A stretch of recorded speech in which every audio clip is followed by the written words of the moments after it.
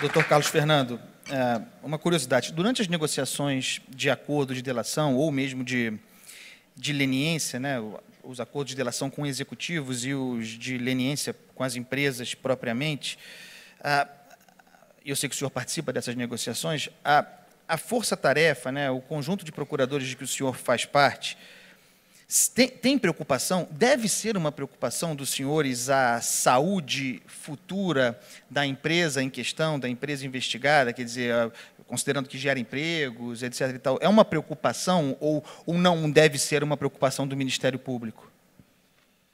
Nós temos que colocar isso numa visão abrangente que talvez não tenhamos tanto tempo aqui. Eu só queria reiterar, eu tenho dito muito em alguns pontos do doutor Modesto Carvalhosa, a nossa homenagem ao doutor Hélio Bicudo, porque eu tenho repetido, nós temos poucas lideranças morais no país.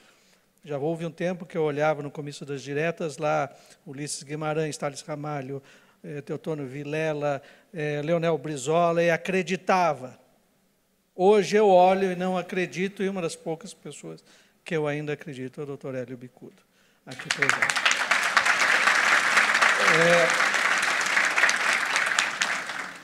Os acordos de leniência, eles são complexos.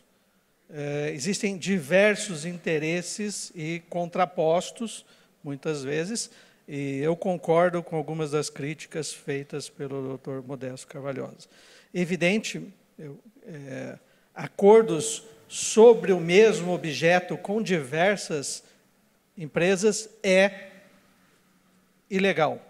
E isso nós temos dito desde que o governo tentou a medida provisória 703, que nós lutamos contra, medida que foi gestada pela Odebrecht no governo Dilma, porque é impossível fazer o acordão. Agora, é possível leniências plus baseadas na lei do CAD, no sentido de que eu faço com uma empreiteira que me revela o esquema A. A segunda empreiteira diz, eu participei desse esquema, mas eu também participei do esquema B. É possível fazer leniência plus. Vem uma terceira, eu participei do esquema A, participei do esquema B, mas eu vou revelar o esquema C. Então, não vou dizer que seja possível fazer com todas, mas existe uma certa flexibilidade pelos fatos novos que essas empreiteiras trazem. Então, nesse aspecto é que, às vezes, pode, talvez, confundir um pouco a plateia. O acordo, da nossa parte, ele visa a produção de prova. Esse é o nosso ponto. O nosso ponto é o quanto aquelas provas são necessárias para derrubar esquemas criminosos, organizações criminosas, o quanto nós precisamos. Nós não fazemos acordo para salvar empresas. É claro que eu entendo que esse é o interesse da empresa. Não posso negar, é o fato. Eu também acho que eu devo, num acordo, porque um acordo é uma transação entre as partes, entender o outro lado. Ele deve entender o meu. Entregue todos os fatos e nós vamos aplicar-lhe uma pena e um ressarcimento que não inviabilizem a empresa. Obviamente, até porque, caso Odebrecht, são 20 anos para pagar. Eu preciso que essa empresa ressarça os cofres. Mas ela ressarça licitamente.